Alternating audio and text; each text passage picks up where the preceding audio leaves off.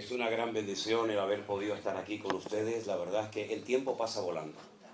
Me imagino que muchos de ustedes estuvieron orando para que llegaran a realizarse estas cenas, estas actividades. Y bueno, así es la vida, ¿no? Mañana descansamos, pero el martes estamos saliendo rumbo a San Francisco. Y bueno, los hermanos también allí, lógicamente, pues merecen, ¿no?, que vayamos y estemos con ellos unos días.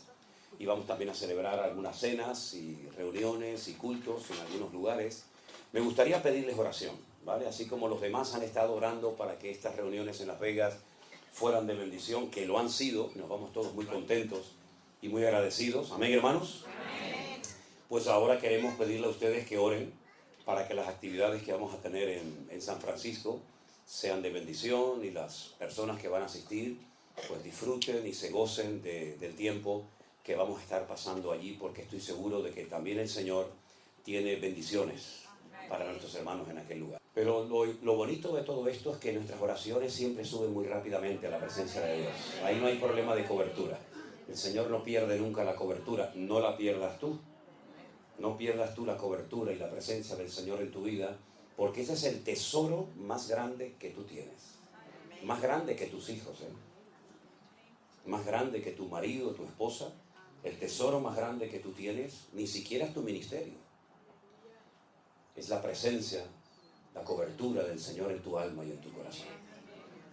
Porque se puede vivir sin hijos, se puede vivir soltero, se puede vivir de una forma sencilla y humilde, pero no se puede vivir sin la presencia de Dios. Él dijo, separados de mí, nada podéis hacer. Y el hombre se empeña en demostrarse a sí mismo y a los demás que puede vivir sin Dios y se equivoca rotundamente.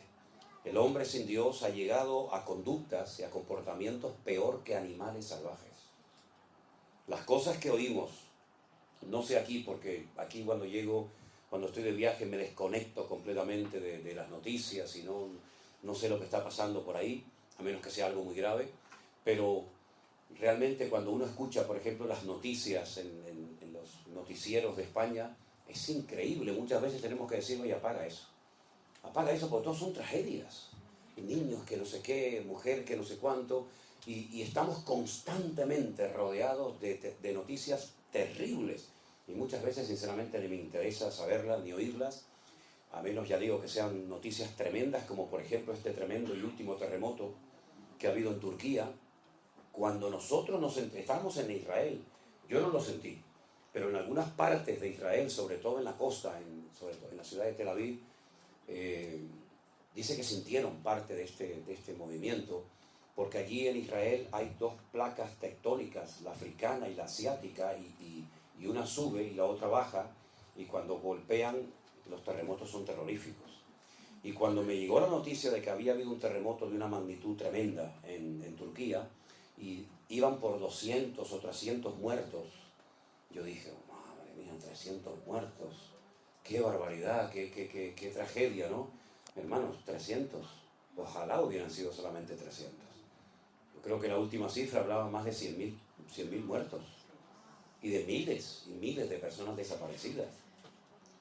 Creo que iban por 80.000 edificios que se derrumbaron, y nunca se sabrá exactamente cuántas personas quedaron sepultadas, aunque se cuentan historias tremendas de gente que logró sobrevivir sin agua y sin comida por 7 días, 8 días y más, ¿no? Realmente es algo tremendo, ¿no? Pero bueno, queridos hermanos, este es el mundo en el cual vivimos. La vida no es fácil, y para los cristianos muchísimo menos, sobre todo para los creyentes que quieren vivir como Dios manda. Ahora, si quieres ser un cristiano del montón, si quieres ser un cristiano de estos light, como yo llamo, sin compromiso, que hagas lo que te dé la gana, y bueno, entonces a ti no te va a pasar nada, entre comillas. Ya bastante desgracia tienes con ser así.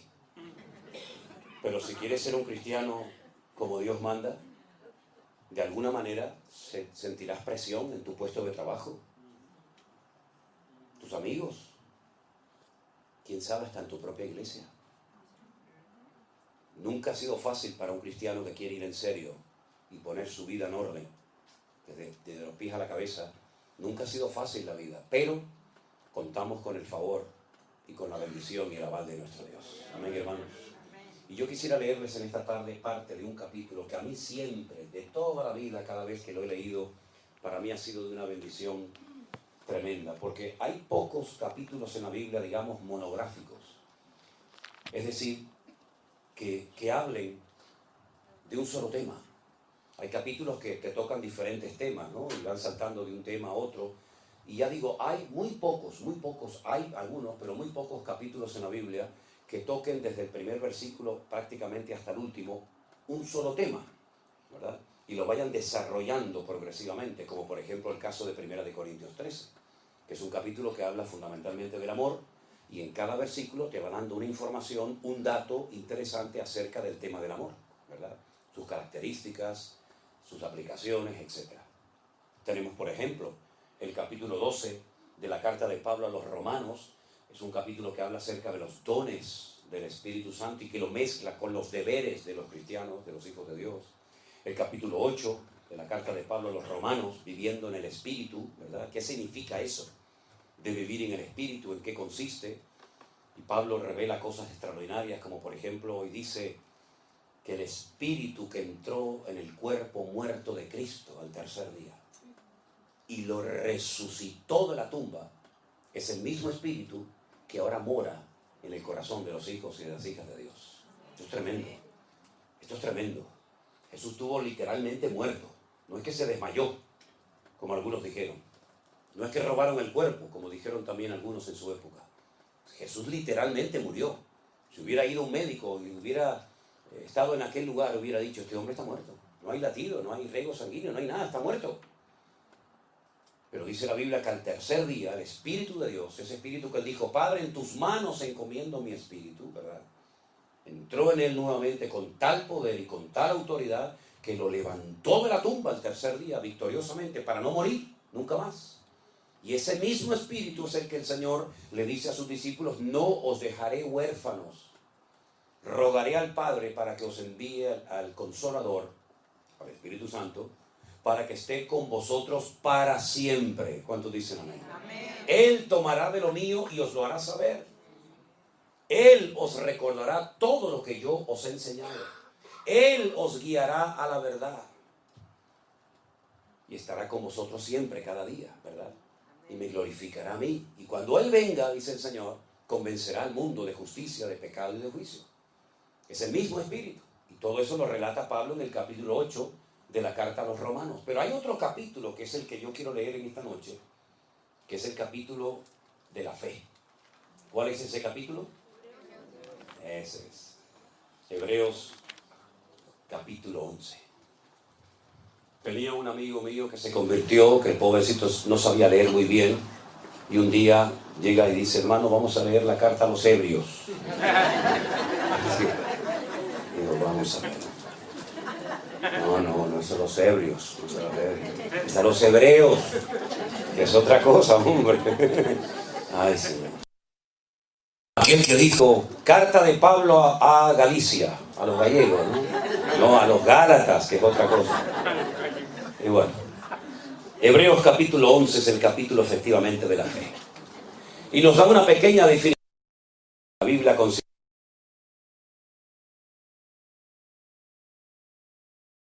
la certeza de lo que se espera, la convicción de lo que no se ve. ¿Qué te parece? Pero consigue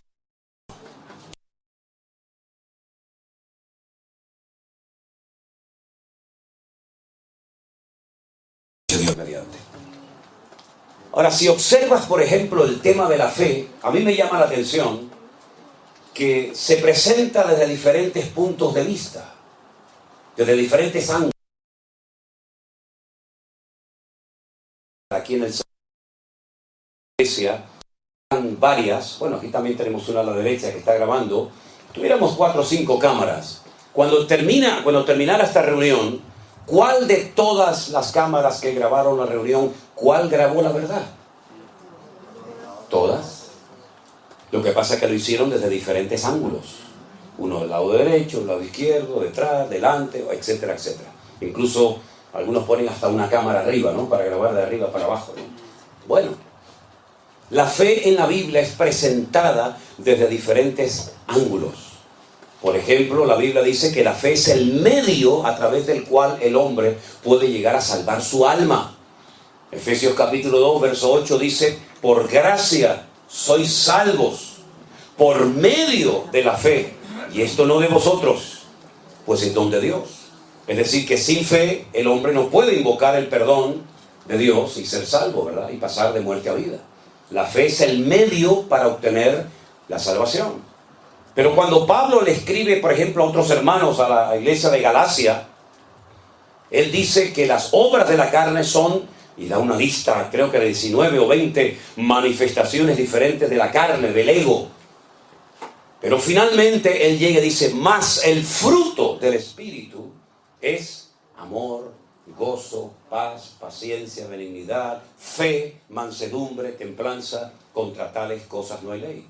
Es decir, que no solamente la fe es el medio para obtener la salvación, sino que la fe es parte del fruto del Espíritu Santo que tiene que manifestarse y tiene que notarse en nuestra vida según va pasando el tiempo. Pero es curioso que cuando le escribe a los Corintios, Pablo no utiliza el tema de la fe como el medio para la salvación o como parte del fruto de una de las características de una vida conectada con Dios, sino que él habla de un don. Él habla de 9 dones, pero uno de los que él menciona dice el don de la fe. Y yo pongo el siguiente ejemplo. Imagínense los hermanos que se fueron esta mañana a sus respectivos hogares. Bueno, tuvieron que llenar el depósito de su vehículo de gasolina hasta arriba, porque van a viajar muchos kilómetros y van a hacer muchas horas conduciendo. Y no pueden viajar con el depósito en reserva, ¿no? Sino tienen que llenarlo hasta arriba. Y probablemente durante el camino tendrán que volver a llenarlo y soltar el dinero.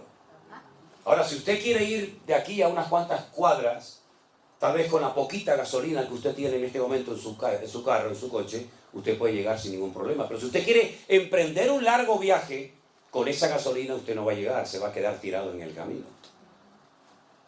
¿Hasta dónde tú quieres llegar en tu relación con Dios? Tal vez con la fe que tienes puedes llegar de aquí a la esquina y puedes hacer alguna cosita. Pero si tú quieres adentrarte en una auténtica aventura con Dios, no te va a quedar más remedio que llenar el depósito de fe de tu corazón. Porque con la fe que tienes a lo mejor no llegas ni de aquí a la esquina. Ahora vemos en la palabra de Dios que la fe puede crecer, también menguar, y también puede ser contaminada. Pero hablemos de cómo crece la fe, ¿verdad? Porque si la Biblia dice en el versículo 6 que sin fe es imposible agradar a Dios, entonces nos conviene tener mucha fe. ¿No estamos de acuerdo, hermanos? Sin fe es imposible agradar a Dios. Por lo tanto, yo necesito saber cómo puedo tener una buena fe, robusta, firme, madura, para que cuando llegue el momento de la prueba, que llegará, mi fe no me falle y esté en óptimas condiciones. Bueno, analizando la palabra de Dios, uno se da cuenta de que la fe, tarde o temprano, para que crezca, tendrá que ser probada por el fuego, dice Pedro. La fe, aunque es más preciosa que el oro, tendrá que ser probada por el fuego de la prueba. Y entonces ves en la Biblia que prácticamente no hay ni uno de los grandes hombres de Dios que su fe no fue probada en un momento puntual de su vida. Miren, por ejemplo, la vida del patriarca Abraham. Abraham vivía en lo que sería hoy en día aproximadamente Irak, por allí, por el Éufrates, por el Tigris, por Mesopotamia. De repente este hombre recibe un llamado del Dios vivo y verdadero diciéndole que lo deje todo, tierra, padre, familia, que renuncie a su herencia, porque así ocurría, que lo deje todo y que se adentre al desierto a caminar, y dice que salió sin saber a dónde iba. Cuando usted salió de su casa, de su ciudad, hace unos días para poder venir a estas reuniones, usted sabía a dónde iba, ¿sí o no? Cuando usted salió esta tarde de su hogar para venir a esta reunión, usted sabía a dónde tenía que venir. Pero si alguien paraba a Abraham por el desierto y le decía, ¿a dónde vas? Abraham no podía dar una respuesta coherente, decía, no lo sé. ¿Cómo puede salir un hombre dejándolo todo atrás y encima no saber a dónde voy? Salió sin saber a dónde iba, dice la palabra. Versículo 8 dice, obedeció para salir al lugar que había de recibir como herencia y salió sin saber a dónde iba. Versículo 9. Por la fe habitó como extranjero en la tierra prometida, como en la tierra ajena, morando en tiendas con Isaac y Jacob, coherederos de la misma promesa. Es decir, pasó de una vida de confort, de una vida de estabilidad, con su trabajo, con su familia, etcétera, etcétera, a una vida de nómada. No sé a dónde voy y dejo mi casa, dejo mis patrimonios, dejo todo para vivir en tiendas de campaña, cosa que nunca había hecho. ¿Cuánto tiempo? No lo sabía. ¿A dónde vas? Tampoco lo sabía. Y todo eso lo hizo por fe en el llamado que había recibido de parte de Dios. Porque Dios le había hecho una promesa. Y la promesa consistía en que sería dueño, él y su descendencia, de todo un país. La tierra de Canaán, la tierra de Israel. Y dice aquí, porque además de todo eso, esperaba la ciudad que tiene fundamentos, cuyo arquitecto y constructor es Dios. Ahora díganme ustedes,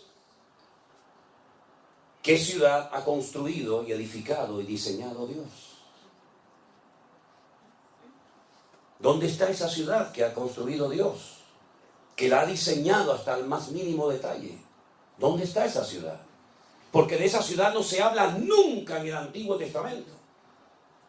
No se habla ni en la ley de Moisés, no se habla ni en los salmos, no se habla en ninguna parte, pero dice aquí el autor de este capítulo que Abraham salió, número 1, sin saber a dónde iba, agarrado firmemente a una promesa de heredar algún día una tierra. Vete tú a saber dónde estaba esa tierra. Y además, en el fondo, lo que Abraham realmente buscaba era la ciudad cuyo arquitecto y fundador es Dios. ¿Cómo podía saber él que existía esa ciudad? ¿Y dónde estaba esa ciudad? Si el primero en toda la historia de la Biblia que nos relata esa ciudad, cómo es, sus medidas, sus materiales, etcétera, etcétera, hasta su nombre, fue Juan en el libro del Apocalipsis, en el capítulo 21 y 22 del Apocalipsis. Pero dice la Biblia que salió sin saber dónde estaba, pero la buscaba, y dice que la saludó y la vio de lejos. Por eso es el hombre llamado en la Biblia el padre de la fe. Esa ciudad cuyo arquitecto y fundador y diseñador es Dios, es nada más y nada menos que la Nueva Jerusalén. Si quieren saber cómo es, si quieren saber cuáles son sus características, sus medidas, sus materiales, etcétera, lean esta noche antes de dormir el capítulo 21 y 22 de Apocalipsis y te vas a quedar asombrado, porque ahí está la ciudad que Abraham buscaba y dice que la vio. Es decir, aún antes del nacimiento de la iglesia, aún antes del nacimiento físico y terrenal del Señor Jesucristo, ya Dios había construido esa ciudad destinada en la eternidad para ti y para mí. ¿Cuántos dicen amén? Tremendo. Fíjate que un día los judíos, hablando con el Señor Jesucristo, Él habla de su eternidad y les dice, yo soy antes de Abraham. Y le dijeron, ¿cómo vas a decir tú antes de Abraham si no tienes ni 40 años? Por poner una cifra, ¿no? Si ustedes verdaderamente fueran hijos de Abraham, como le dijo el Señor a los judíos, creerían en mí, porque Él vio mis días y se gozó. Es increíble, ¿verdad? Cómo parece que estaba ya todo escrito y planificado desde antes de la fundación del mundo. Ya la Nueva Jerusalén existía antes de la creación de Adán y Eva. Ya el Señor Jesucristo sabía que moriría algún día en una cruz y aún no había sido creado Adán y Eva ni el jardín del Edén. Luego ya Dios lo que hace en su palabra es relatarnos lo que para Él ya es pasado, pero que todavía para nosotros sigue siendo un misterio y sigue siendo futuro. Por eso es muy interesante ver cómo Dios relata las cosas del futuro, que cuando te las cuenta, las lees y parecen como que ya han sucedido en el pasado lejano y distante. Cuando le dice aquel anciano a Juan en la isla de Patmos, Juan, estas multitudes que no se pueden contar, con ropas blancas, de todas las naciones, pueblos, tribus y lenguas, ¿quiénes son esta gente? ¿De dónde han salido? ¿De dónde vienen?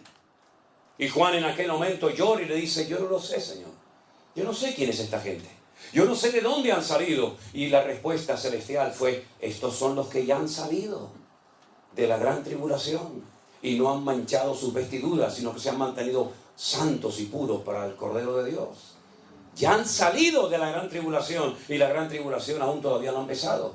Pero el Señor te lo cuenta en futuro, lo que todavía no había, en pasado, lo que todavía no ha ocurrido. Porque ¿qué es lo que será? Dice la Biblia, lo mismo que fue. Por lo tanto, qué interesante es ver cómo Dios, me permite la expresión, Él ya vio toda la película. ¿No les ha pasado a ustedes que ya han visto, por ejemplo, ahora Cristina está viendo una serie, Fauda, que yo la he visto en internet, en Netflix, y yo ya la he visto toda, ya va por la primera temporada y yo ya voy por la cuarta. Y cuando yo la estoy viendo, y yo le digo, cuidado con este que es malo, ¿eh? Eso le enfada muchísimo a Miriam.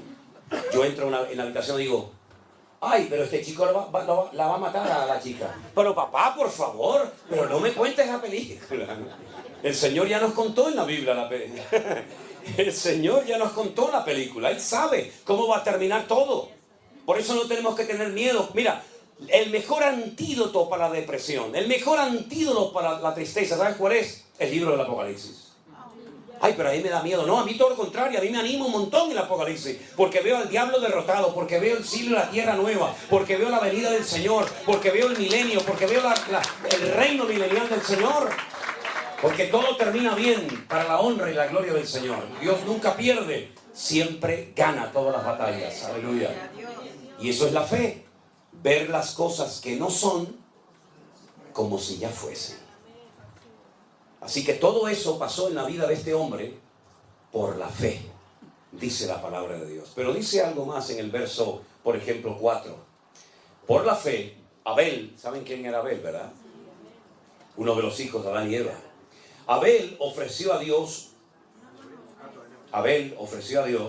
más excelente sacrificio que Caín, por lo cual alcanzó testimonio de que era justo, dando Dios testimonio de sus ofrendas, y muerto, aún habla por ella. Hay gente que ha muerto, pero sus obras hablan como si estuvieran vivos todavía entre nosotros, ¿verdad? Dios había establecido un nuevo sistema, una nueva forma de acercarse a Dios, porque ya habían pecado, ya habían caído, ya habían sido expulsados del jardín del Edén, pero Dios quería seguir teniendo comunión con el hombre, pero ya no va a ser igual. Ya se acabó eso de línea directa con Dios, ahora son sacrificios de animales. Y alguien me preguntó una vez, ¿y por qué sacrificios de animales? ¿Qué tienen que ver los animales con el pecado del hombre? Bueno, Dios estableció muchas leyes en la naturaleza y muchas leyes en el reino espiritual, y una de ellas dice que sin derramamiento de sangre no hay remisión de pecados. En la sangre está la vida. Es decir, que lo que tenía que suceder es que el hombre tenía que morir derramando su sangre. Pero si moría, ¿cómo iba después a poder vivir y experimentar el gozo de la salvación? Es imposible. Por lo tanto, el animal sustituía al pecador y le recordaba que se comportó como un animal el día que desobedeció y se desconectó de Dios, porque eso es lo que hace el hombre. El ser racional se convierte en irracional cuando peca, cuando miente, cuando roba, cuando mata, etcétera, etcétera. ¿Por qué? Porque se comporta peor que una bestia. Y el pecador, cuando quería acercarse a Dios, tenía que traer un animal, como tú te has comportado como un animal, en vez de como un ser, pues, racional, como yo te creé en un principio. Y vas a tener que poner tus manos sobre la cabeza de ese animal inocente y confesar públicamente tus pecados. Y ese animal simbólicamente va a morir en tu lugar, aunque no te va a perdonar los pecados, pero es para que recuerdes siempre que eres un pecador. Y eso pasó durante siglos y siglos y siglos. Nadie podía acercarse a Dios como nosotros hoy en día, que oramos, pedimos perdón y ya está. No, durante siglos la gente tenía que ir al templo de Jerusalén a presentar sus correspondientes sacrificios. Pero claro, no había un sacrificio que te limpiaba completamente de tus pecados, sino que continuamente tenías que ir, y otro día, como cuando éramos católicos. No ibas al cura y te confesabas y ya te perdonaba los pecados para toda la vida. ¿Verdad que no? Yo me acuerdo que un día un cura me dio una bofetada. Me dio un sopapo un cura una vez, porque como nos obligaban a confesarnos cuando yo estaba en el colegio de curas y era monaguillo, pues me llevaba a confesar antes de poder comulgar. Antes era así. Y cuando iba al cura y le decía de aquello de Ave María Purísima, sin pecado concebida, hijo, cuénteme sus pecados. Y yo, de bromista, le digo, Padre, me confieso de mis pecados y también me confieso de los pecados que voy a hacer cuando salga de misa otra vez. Y salió del confesionario y me dio una bofetada y dice, no, sin vergüenza, no tienes vergüenza. Digo, es que voy a pecar otra vez, es que hay una niña que me gusta mucho y me voy a ir con ella después cuando salga de la misa. ¿Te das cuenta? No hay alguien que te pueda perdonar para siempre los pecados, solamente aquel que dijo, este es el Cordero de Dios que quita el pecado del mundo. A Él sea la gloria y la honra en esta noche. Jesucristo, el Hijo de Dios, aleluya. Él perdona y olvida. La pregunta es, ¿y tú te has perdonado a ti misma? Porque hay gente que Dios ya les perdonó, pero ellos siguen con la matraquilla de que soy pecador y no sé qué. Pero mira, si Dios ya no sabe lo que le estás diciendo. Dios perdona y olvida para siempre. Y nunca más volverá a echarte en cara tus pecados. Si te vienen esos remordimientos de conciencia, si te vienen esos malos recuerdos, no es el Señor, es el diablo que viene a acusarte de lo que Cristo ya te perdonó. Y eres libre completamente en el nombre del Señor, ¿verdad? Y entonces cuando Abel sabía que tenía que ir ante la presencia del Señor con un sacrificio de animales, él fue y lo hizo así, porque eso era lo que Dios había enseñado. Pero su hermano Caín no lo hizo, porque era un desobediente, era un rebelde. ¿Quién le enseñó a Caín a ser desobediente y rebelde? ¿Es que acaso tenemos que darle una clase, un curso intensivo a nuestros hijos para que se porten mal o sean desobedientes? Ya lo llevan dentro. Ya va en el paquete. No tienes que enseñarle a que sea un respondón, ya lo lleva adentro. No tienes que enseñarle a que sea cualquier otra cosa, porque lo que hay que enseñarle son buenos modales y buenos principios, pero lo malo ya lo llevan dentro. Como dijo aquel, dice, el hombre no es pecador porque peca. No, es al revés. El hombre peca porque es pecador. Y hay algo que nos domina, es algo que nos atrapa, y a menos que tú lleves eso a los pies de Cristo, hay una fuerza interior que aunque digas, no lo voy a hacer más, no lo voy a hacer más, lo vuelves a hacer otra vez y otra vez y otra vez. Y aunque pidas perdón, lo vuelves a hacer otra vez. Porque tú no puedes contra esa fuerza tremenda que destruye países enteros, que destruye iglesias, que destruye ministerios, que destruye familia, que destruye a la raza humana, que es el poder del pecado. Es algo real. El poder más destructivo que hay es el poder del pecado. Y si no, mira cómo está el mundo, lleno de pecado, de desobediencia, de rebeldía, de soberbias por todas partes. Y para eso vino Cristo, para darte un poder más fuerte que el que te dominó durante años. Y cuando llega Caín a la presencia del Señor, no trae una ofrenda de animales, sino un producto de la tierra. Es decir, yo me acerco a Dios. Caín no era ateo, era un desobediente. Yo me acerco a Dios a mi manera. Me da igual lo que Dios haya dicho. Dice animales, yo traigo patatas del campo. Dios dice patatas del campo, yo traigo animales. Es el espíritu de la contradicción. Y es la actitud del ser humano. Aquí tienes un reflejo, una fotografía de cómo es el ser humano. Obediente a Dios o rebelde a Dios. Lo ves en Caín y Abel, lo ves en Jacob y Esaú, lo ves en el ladrón arrepentido a la derecha y lo ves en el ladrón rebelde y soberbio a la izquierda. Lo vemos continuamente por todas partes. Y entonces el Señor le habla a Caín y le dice, Caín, no estás haciendo bien las cosas. Fíjate que Abel no le dice nada. Dios no le habló a Abel. ¿Para qué le va a hablar si está haciendo las cosas bien? Sin embargo, le habló Caín y le dijo, tu semblante ha decaído, ya no eres la misma persona. Miras con malos ojos a tu hermano, pero si hicieras las cosas bien, yo no te bendeciría. Y en vez de arrepentirse, en vez de humillarse y decir, perdóname, Señor, lo siento, voy a corregir el rumbo. Como dice la Biblia, si oyereis hoy su voz, no endurezcas tu corazón. Pues entonces lo que hace es que engaña a su hermano y le dice, Abel, vamos a dar un paseo por el campo. Y el otro dice, vamos. Se fía de su hermano. Es noble de corazón. Ni siquiera se imagina lo que le va a hacer su propio hermano. Y dice la Biblia que su hermano Caín se levanta contra él y lo mata. El primer asesinato de la historia de la humanidad. Y Dios le vuelve a hablar a Caín y le dice, Caín, ¿dónde está tu hermano Abel? Lo confronta, ¿no? Y Caín le dice, ¿soy yo acaso guarda de mi hermano? Como diciendo, yo qué sé dónde está mi hermano. Y le dice el Señor algo tremendo, y le dice, la voz de la sangre de tu hermano Abel ha llegado hasta mi presencia. Aunque lo quieras ocultar, esa sangre inocente que ha sido derramada por tu mano ha llegado a mi presencia clamando por justicia. Y Dios maldice a Caín, y sabemos lo que pasó con Caín. Fue un ser errante, ¿verdad? Sin arraigo en ninguna parte del mundo, con una insatisfacción como le pasa a la gente hoy en día, que nada les llena. Se emborrachan, se drogan, van a fiestas, van a casinos, viajan, se casan, se divorcian, se juntan con una, se juntan con otra, se meten en una secta, salen de una secta, se meten en otra, tienen dinero, pierden el dinero, vuelven a ganar dinero, y hay una constante insatisfacción en su vida y nada les llena. Es como un hueco que nunca se termina de llenar, porque cuando una persona es desobediente y arrogante y le da las espaldas a Dios, nunca te sentirás feliz ni en paz en esta vida. Es el espíritu de Caín, el espíritu errático, el espíritu que cuando está aquí quiere estar allá, cuando está allá quiere estar aquí, cuando hace frío dice, ay, a ver si viene el calor y quiere estar el frío, cuando está navegando en alta mar quiere llegar a tierra, cuando está a tierra quiere volver a alta mar, cuando es de día anhela la noche, cuando es de noche anhela de día. Es una constante insatisfacción, y esa es la característica típica del que está fuera de la voluntad de Dios.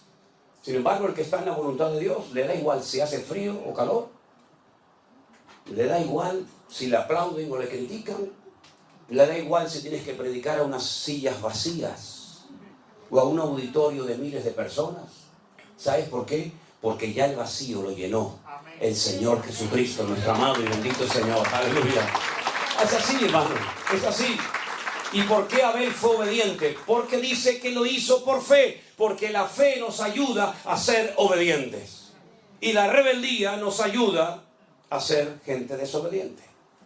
Tú tienes que elegir en esta noche qué tipo de vida, qué modelo de vida tú vas a vivir. Y otra cosa, para los que son padres y madres, lo que tú elijas, el camino de la obediencia, el camino del sometimiento al Señor, o el camino de la desobediencia y dándole las espaldas a Dios, quieras o no quieras, te pongas como te pongas, se lo vas a transmitir a tus hijos. Así que ándate con ojo. Porque no solamente los seres humanos tenemos la capacidad de transmitir nuestra genética a nuestros hijos, sino también hay una influencia espiritual sobre nuestros hijos que se transmite aunque no creas en ello.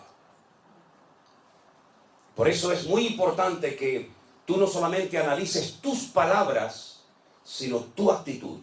Porque puedes decir todo lo que tú quieras y puedes gritar y puedes hacerte el macho y puedes hacerte lo que tú quieras. Pero si tu vida por dentro no es igual que lo que parece ser por fuera, tú vas a transmitir tu rebeldía, tu amor al Señor, tu pasión por la obra del Señor o tu rechazo al Señor y a su palabra. Lo vas a transmitir quieras o no quieras. O es que no hemos leído en la Biblia que dice, tal la madre, tal la hija. Vemos un niño pequeño y decimos, ¿cómo se parece a su padre? Es igualito, igual de terco, de cabezón que el padre o que la madre. Y el niño tiene meses, pero ya comienza a brotar ese germen que llevamos por dentro. ¿Se acuerdan cuando el Señor Jesucristo le dijo a sus discípulos aquella frase preciosa?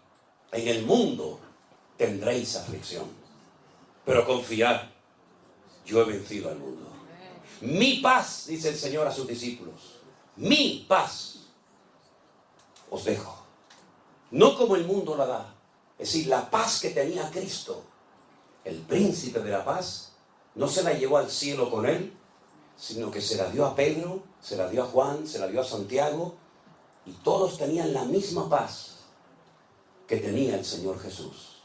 Pasa el tiempo, ya tienen en su corazón la paz de Cristo, y ahora el Señor reúne a sus discípulos y les dice, quiero mandarles de 2 en 2 a todos los lugares, aldeas, pueblos y ciudades donde yo voy a ir a llevar la palabra. Cuando lleguen a una casa, si no os reciben, si no os dan hospitalidad como era en la época, lo que se tenía que hacer, vuestra paz volverá a vosotros. Pero si en una casa os dan hospedaje, os dan comida, os tratan bien, etcétera, etcétera, vuestra paz reposará sobre esa casa. Es decir, ya ellos podían transmitir la misma paz que el Señor Jesucristo les dio, porque recibían de Cristo y de ellos podían dar a los demás. Por eso cuando vas al Sermón del Monte, a las famosas bienaventuranzas, te encuentras que a los hijos de Dios se les conoce como pacificadores. Bienaventurados los hijos de Dios, porque ellos serán llamados pacificadores. ¿Qué transmites tú en tu casa? ¿Qué transmites? Ustedes saben que cuando una persona, por ejemplo, fuma, el olor del humo, del tabaco, se le impregna. ¿Sí o no? La Biblia dice que un día una mujer ungió al Señor Jesucristo con un vaso de alabastro de nardo puro, y toda la casa y todos los que estaban en la casa fueron impregnados con aquel olor del Señor. Y déjenme que les diga que hace poquito estuve en Israel y una hermana compró un vasito, así, un frasquito pequeño de alabastro, y me echó una gota así en la mano. Oye, y huele algo increíble. ¿Cómo sería un vaso de alabastro de nardo puro, verdad? Tremendo, ¿no? Así que, amados hermanos, ¿qué es lo que transmitimos a los demás? Cuando llegas a un lugar, transmites confianza, transmites fe, transmites optimismo, transmites la presencia de Dios. ¿O qué transmites? La Biblia dice que el Señor tomó del espíritu de Moisés y se lo puso a los 70 ancianos que iban a dirigir y a llevar el pueblo, la carga del pueblo de Israel, juntamente con él. ¿Qué transmites tú cuando hablas? ¿Qué transmites tú como persona, como hombre? Si yo me marcho esta noche de aquí y yo hago así, y yo me voy, si la policía viniera dentro de un rato o dentro de unos días a este lugar y examinaran estas huellas digitales, sabrían que yo estuve aquí. Porque estas huellas digitales no las tiene nadie en el mundo. Son únicas. Nadie, jamás en la historia de la humanidad, tuvo estas huellas digitales, ni las tendrá en el futuro nadie, exactamente igual que las de ustedes.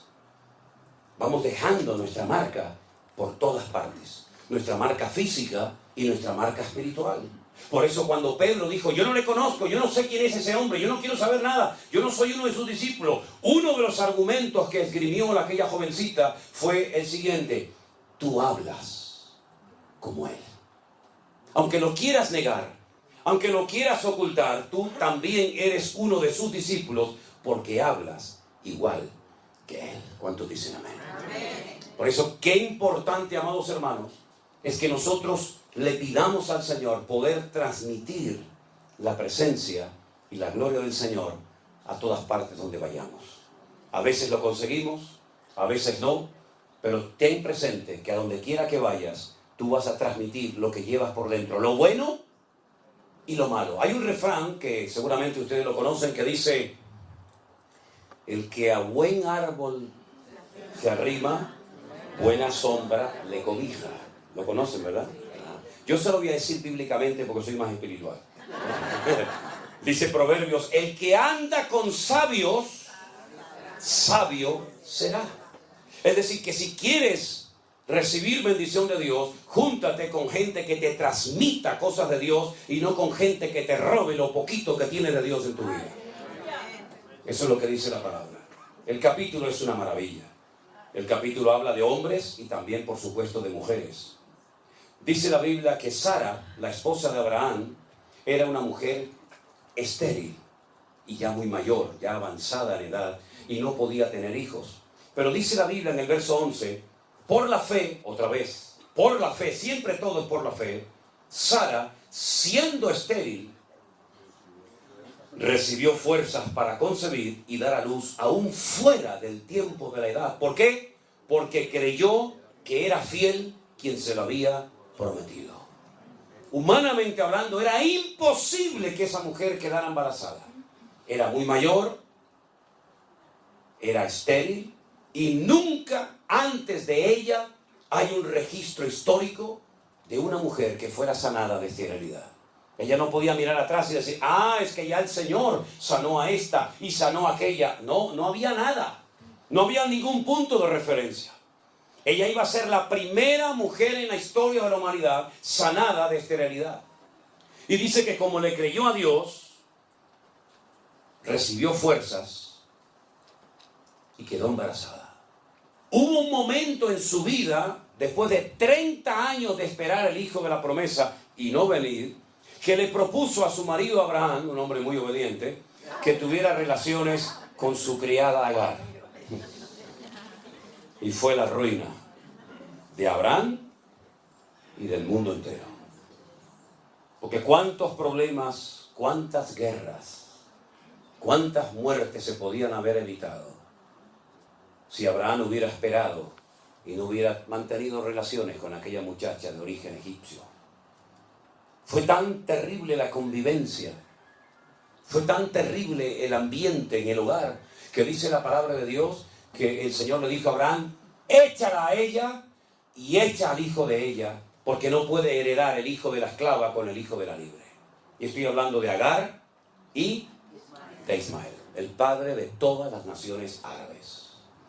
Que cuando la Biblia habla de él, porque Abraham lógicamente lo amaba porque era su hijo, de momento era el único que tenía, la palabra en hebreo, el término que emplea será un pere Adam, no un Adán pere, sino un pere Adán. Pere significa en hebreo salvaje, indomable, y Adán significa hombre.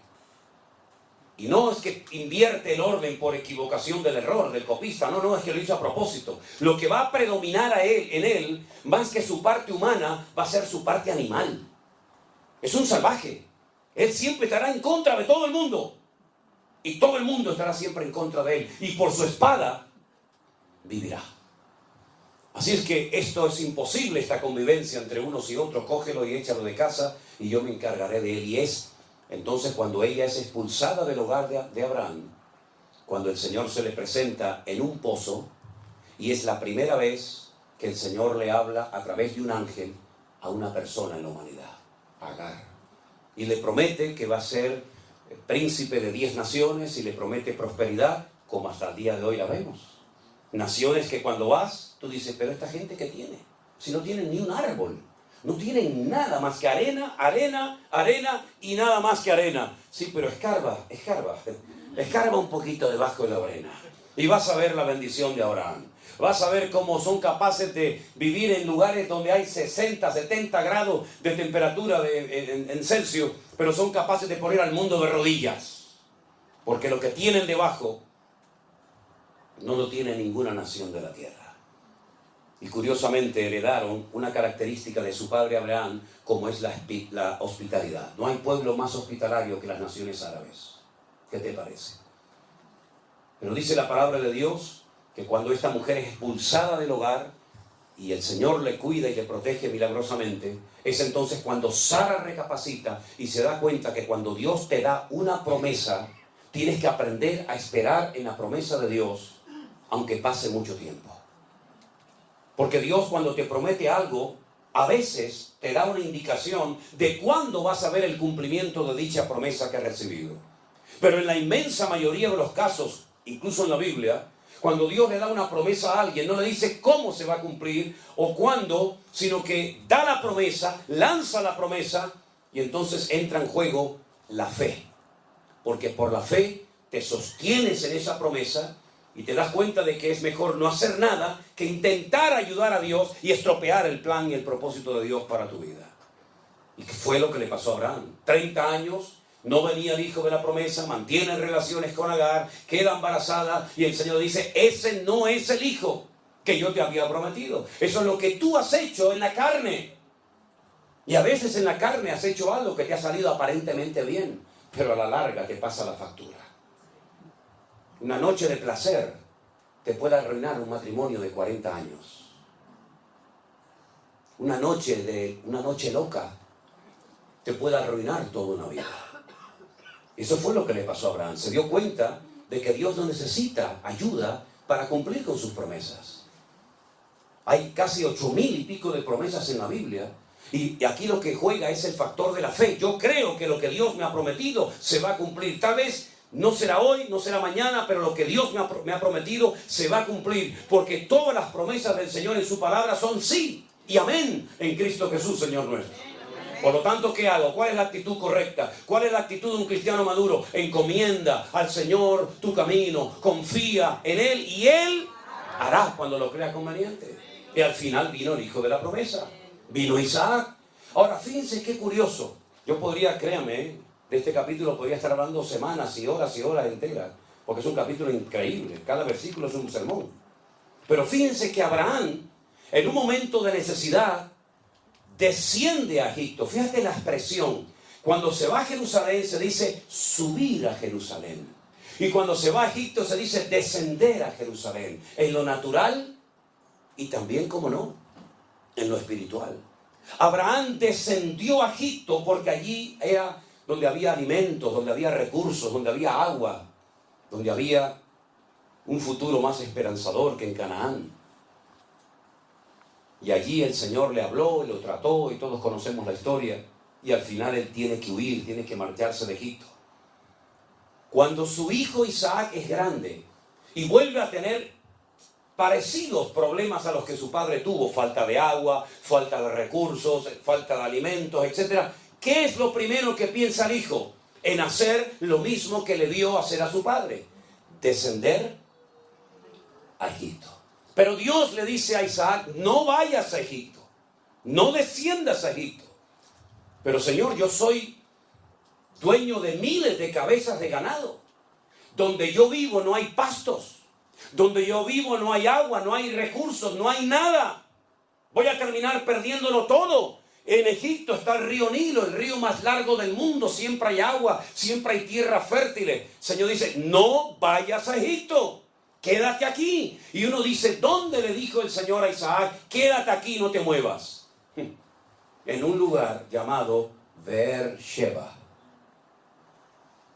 La palabra Beer en hebreo es pozo. Sheba es el número 7. Beer-sheba, la ciudad de los 7 pozos. Algunos de ellos los había abierto su padre Abraham. Entonces dijo, bueno, pues oraremos para que salga agua de los pozos y vamos a ver qué pasa. Los filisteos venían y le echaban tierra y piedra a los pozos y se los cegaban. Y entonces él se iba a otro lugar y abría un pozo, encontraba agua y los filisteos venían y se lo cerraban. Y entonces seguía hasta que dice que llegó a un lugar llamado Rehobot, que son lugares amplios. Y entonces dice que ese año en pleno desierto, con muy poca agua, sin recursos humanamente hablando, dice que sembró y cosechó a 100 por 1. Y uno dice, Dios mío, no es el lugar, es la actitud de mi corazón lo que marca la diferencia. No es América, no es Europa, no es África, no es aquí ni allá. Es mi fe en Dios lo que marca la diferencia. Porque puedes estar en un lugar de prosperidad y de bendición y de trabajo, pero está la bendición de Dios sobre tu corazón. Porque el lugar es lo menos importante, hermano, créame. El lugar es lo de menos. Lo importante es tu corazón y tu fe en el Señor. El rey Salomón, el sabio Salomón, llegó a escribir un día un proverbio y dijo, es mejor un bocado seco y en paz, pero con la bendición de Dios, que casa llena de provisión, donde no está la bendición del Señor. Sé lo que es dormir muchos días, muchas veces en gasolineras dentro de mi coche, porque no tenía ni para pagar una habitación de un hotel o de un hostal. Sé lo que es viajar en barco y llevarme un trocito de pan, mientras los demás iban al comedor a comer. Yo no podía ir, porque no tenía dinero para comprar la comida en el barco. Sé lo que es sentarme a la mesa, sin comida, con los platos vacíos, y orar, Señor, gracias por estos alimentos que tú me has provisto para hoy. Y hemos aprendido algo en todos estos años, y es que cuando uno pone su confianza en el Señor, no importa la cantidad, lo que importa es que te agarres al Señor y seas capaz de creerle a Dios. Y ese día, cuando en un pueblecito de España llamado